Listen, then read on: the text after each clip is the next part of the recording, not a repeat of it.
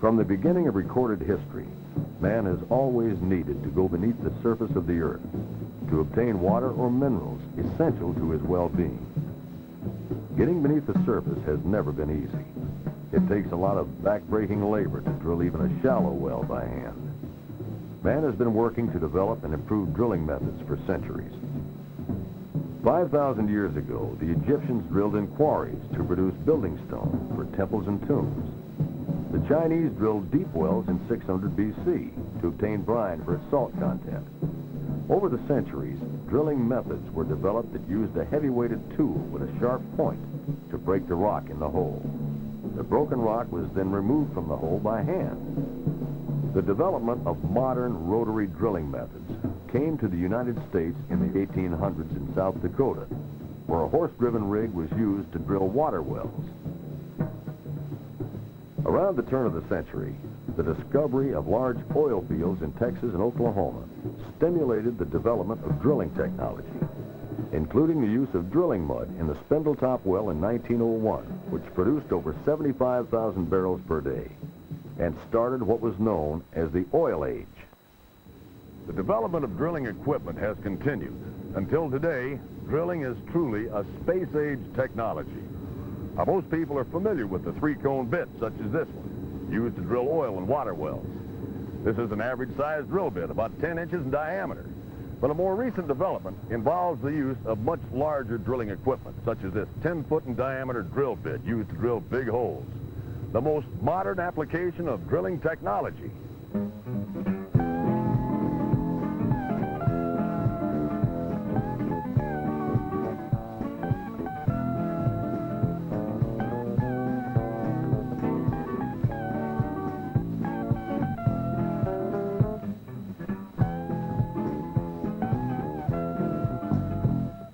Most of the drilling over the centuries has been to take something from the earth, but the need to develop modern big hole drilling technology was a requirement to put something into the earth. In the early 1960s, the United States government started testing nuclear weapons in holes drilled deep beneath the desert at the Department of Energy's vast Nevada test site, located northwest of Las Vegas. It may resemble photos of the moon's surface, but actually, each one of those craters was formed by an underground nuclear detonation, and each one represents a big hole which had to be drilled. What the nuclear scientists were doing was using a large diameter drilled hole as an underground laboratory. The experiments were conducted underground so that radioactive materials produced by the nuclear detonation would not be released into the atmosphere.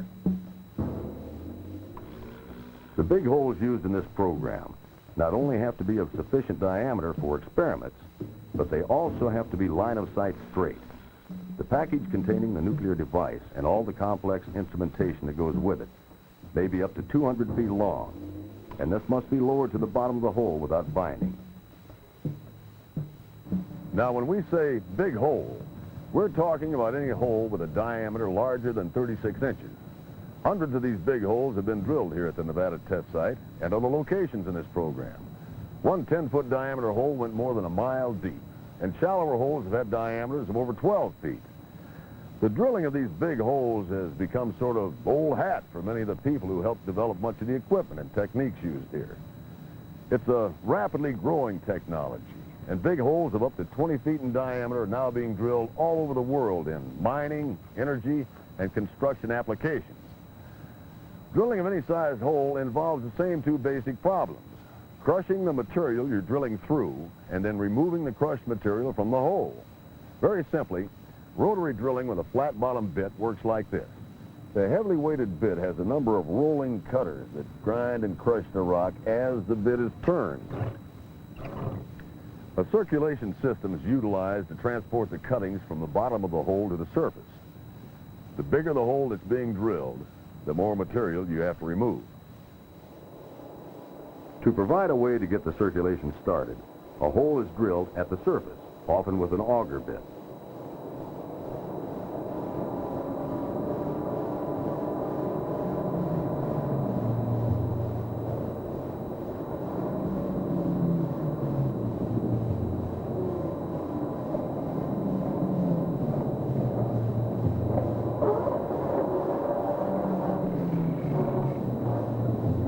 taken about 100 feet deep and then lined with casing to provide a conduit for the circulation. Before the rig is moved into place, pits for drilling mud and settling ponds for the cuttings are prepared, and support equipment is moved into position. The drill rigs can be dismantled for moving longer distances by truck, but here at the Nevada test site, the terrain is frequently flat enough to skid the big rigs across the desert floor.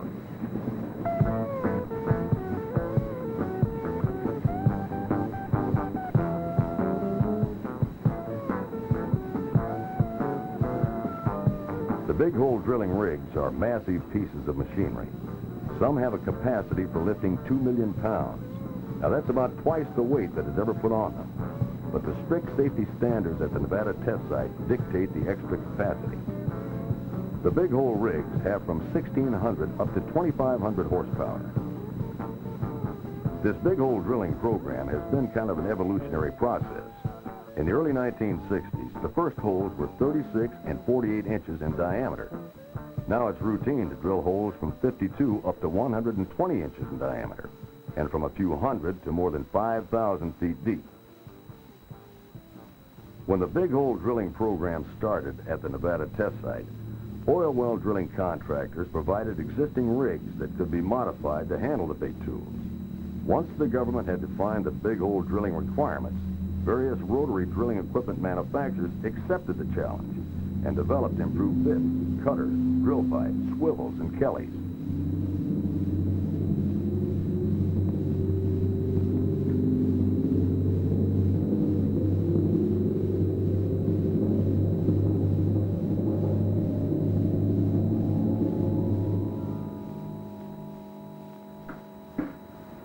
This 96-inch bit is being used to drill a hole about 1,100 feet deep.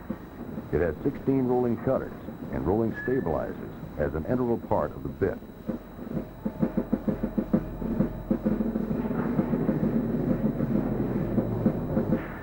Above the bit are massive steel collars that concentrate the weight on the bottom of the hole.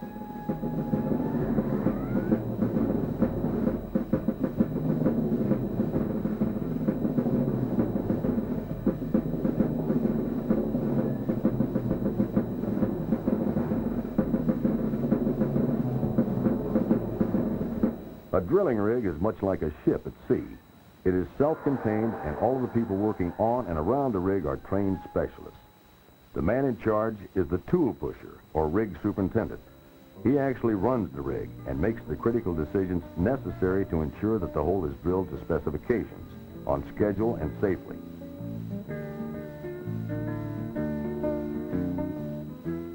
The driller manipulates the drilling controls, constantly monitoring the dials and gauges that tell him what is happening underground.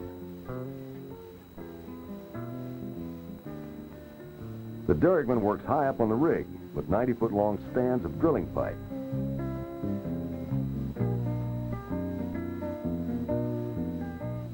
The motorman is responsible for taking care of the engines and works with the floormen, who make the connections between the drilling pipe sections.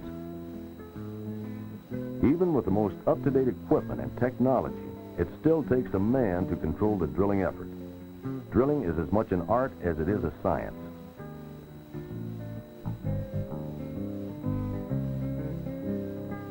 The driller pays close attention to the instruments that measure drilling progress, but he also feels the way the drilling is going by observing the way the Kelly is turning, the rate of penetration, the return from the bluey line.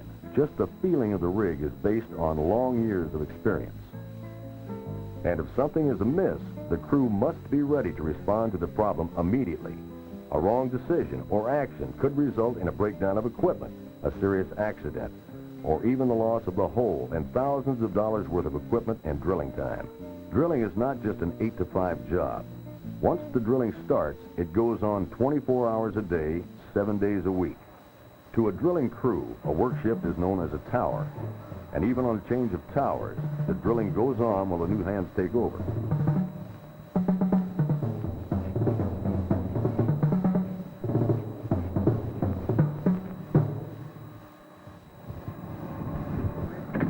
The present flat-bottom bit in the whole drill collar assembly is one which came about after trying several methods. The first big holes drilled here used the hole opener method. First, a small hole was drilled, then enlarged 2 or 3 times until we had the size hole we wanted. This method was used for holes up to 36 inches in diameter. But in reality, it meant re-drilling the same hole several times just to get one of the right diameter. Very time-consuming and expensive. To get away from multiple pass drilling, 3 bits were stacked on top of each other. And this was used for holes up to 48 inches. Because all 3 bits were cutting at once, there wasn't enough weight to drill at an acceptable rate. Weighted drill collars were added to concentrate the weight on the bottom and to have the drill pipe in tension. Another hole opener was added higher up to help with stabilization. Cement and lead-filled drill collars brought the mandrel weight up to about 50,000 pounds. And the hole diameters had increased up to 86 inches, and the 3 hole openers were integrated into a single-stage bit. About this time, the upper bit was replaced with a roller-type stabilizer. Most of this drilling had been in fairly soft formations, but when the program at the Nevada test site moved into an area with much harder rock, the stage-type bits were replaced with a flat-bottom bit with yoke-mounted rolling cutters. Stabilizers were just above the bit and on top of the drill collar. This was used for hole diameters up to 96 inches and to depths of about 4,000 feet. A new system for stacking successive weights on the mandrel brought the weight on the string to about 450,000 pounds, and bit diameters increased to 120 inches. The diameter of the weights was increased to just a few inches less than the bit to really pack the hole, and the lower stabilizer was moved down to become a part of the bit body. As the diameters got bigger and the weight on the drill string increased, the drill pipe had to get larger also. The first big holes used what was then available, 4.5-inch standard oil field drill pipe. This soon went to 6 5/8, then 8 5/8. But as the torques got higher, this pipe wasn't strong enough. So 13 3/8-inch casing was modified to be used as drill pipe. Elsewhere, larger diameter holes are using drill pipe up to 20 inches in diameter. The drill string is something more than just a pipe to hang the bit on. Remember, there's the problem of getting the cuttings out of the hole, and the drill string is a key part of the circulation system. At the Nevada test site, some of the drill pipe in use is a 13 3/8 by 7-inch integral dual string pipe. The circulation system makes use of the 2 components, the 7-inch inner string and the annular space between it and the 13 3/8-inch outer string. Depending on the geologic formations being drilled, several different types of circulation fluids and methods can be used. With a single string of pipe, the circulation flow can be either direct or reverse. Direct circulation means pumping the fluid down the drill pipe and drawing the cuttings back up the annular space between the pipe and the edge of the hole. Reverse circulation means pumping the fluid down the annular space and drawing the cuttings back up inside the pipe. Dual string operation uses only the reverse circulation method, where the fluid is pumped down the annular space between the 2 pipes and back up the inner string. A lot of material has to be moved. For every foot drilled with a 96-inch bit, over 50 cubic feet of cuttings has to be removed from the hole. At the Nevada test site, drilling is done in a variety of formations, both above and below the water table. The system, which is evolved for almost every big hole being drilled, involves some type of air assist. Compressors pump air down to the bottom, where it is separated from the water or mud in a chamber which is part of the bit body. The fluid is injected through jets or nozzles to the bottom of the hole. It washes across the face of the bit, picks up the cuttings, and carries them to the inner string. The air fluid stream lifts the cuttings to the surface. Whatever the environment, there is a circulating system that can be adapted for the most efficient means of removing the cuttings. The materials coming back up through the pipe go through the rotary hose and are discharged out the bluey line into the settling pond. The cuttings go to the bottom of the pond, and the drilling mud is continually recirculated back down the hole. At the Nevada test site, the mud is often used for more than one hole.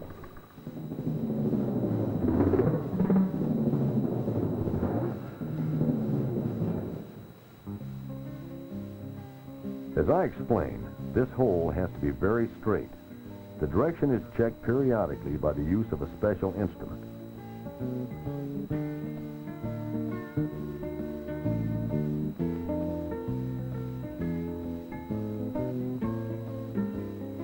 This instrument is lowered to the bottom of the drill string, and any deviation is recorded on film.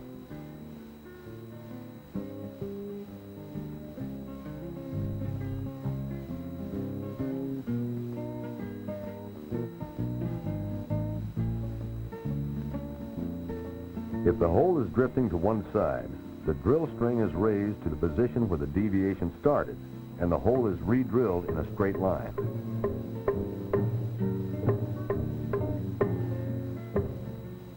Above the drill string, a 14-inch square pipe called a Kelly is driven by the rotary table. This is what keeps the bit turning on the bottom of the hole. As the bit goes deeper into the earth, additional sections of drill pipe are added to the string.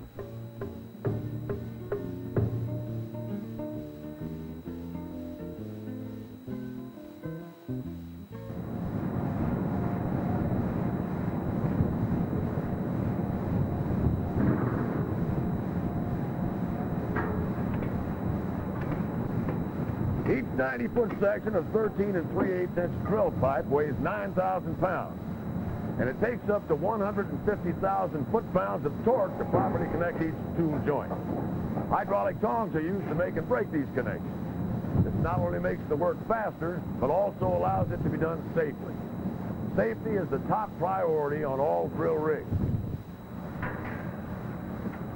The equipment is regularly inspected and tested to ensure that the operations are not only efficient, but safe for all the workers as well.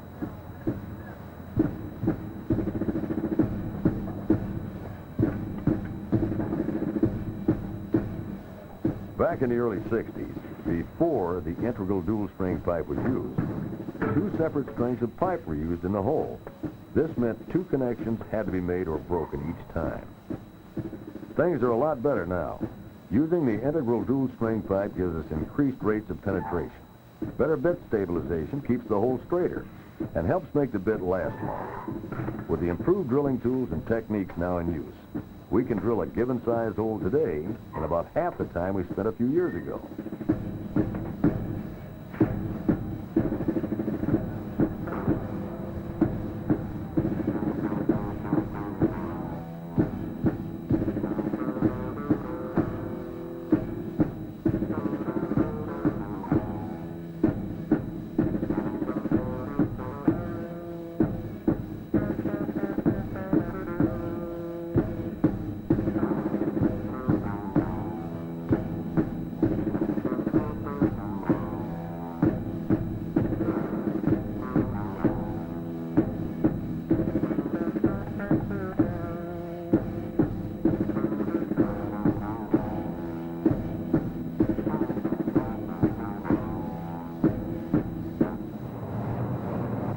How do you stand this morning? Pretty good. We're drilling about 6 foot an hour, 880 foot. We're turning about 20 RPM. Got about 200-pound pump pressure. How many hours you got on the bit down there now? We got about 40 hours on it. Run about 80,000 on that bit right now. When are you going to make the next trip? Probably about the day after tomorrow. Making a trip means pulling the bit out of the hole, and that means everything has to come out. The Kelly is set aside, and each section of pipe is pulled out and stacked in the derrick. The derrickman works about 120 feet above the ground, and standing back these 9,000-pound double sections of pipe is no easy job.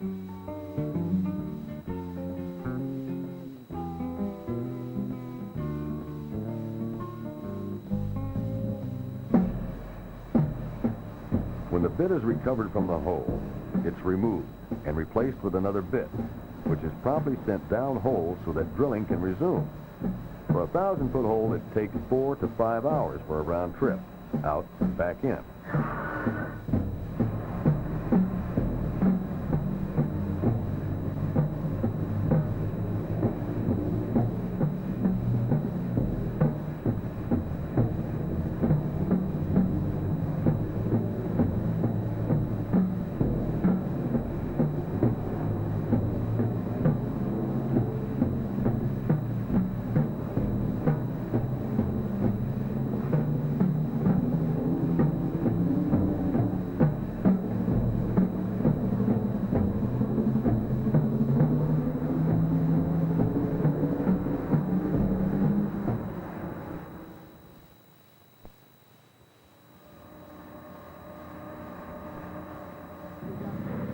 All these cutters will be inspected and replaced if necessary.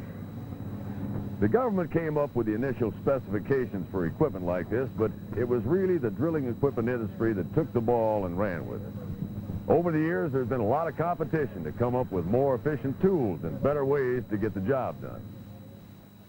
All of the big hole drilling techniques and equipment, which have been developed for use here at the Nevada test site, are available to the drilling industry.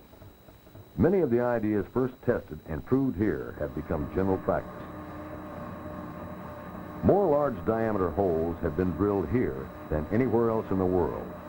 The technology was brought to an advanced state because of this program. When the hole reaches a planned depth, the work's not all done. Precision logging of the entire hole is done with this device called a caliper log. When the drill string has been removed from the completed hole, the caliper is lowered to the bottom, making this chart as it goes. The drilling engineer can then determine the actual shape and volume of the hole. For many big holes, the entire depth of the hole is cased with a heavy steel liner. Special techniques had to be developed for positioning and welding the liner. After the sections of the liner had been welded together and lowered into place, the annular space between the liner and the edge of the hole is pumped full of cement to complete the big hole project.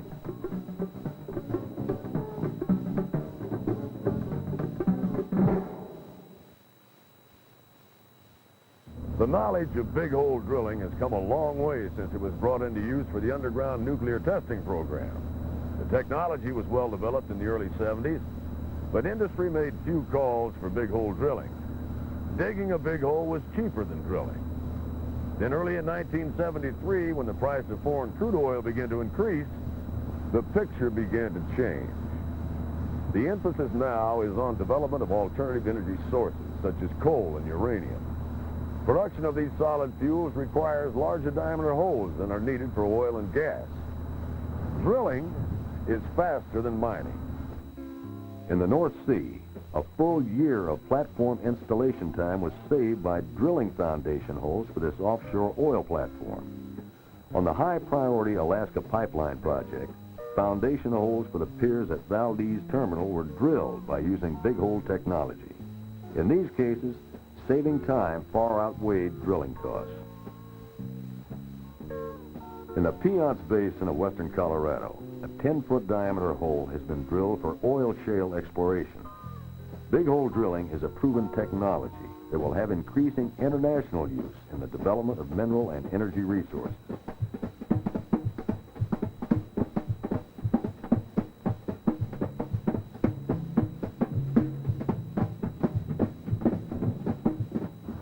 To meet the world need for energy and minerals, tens of thousands of holes are being drilled every year. The number of big holes being drilled increases each year. Another example of the cooperation between government and industry to develop technology to further benefit mankind.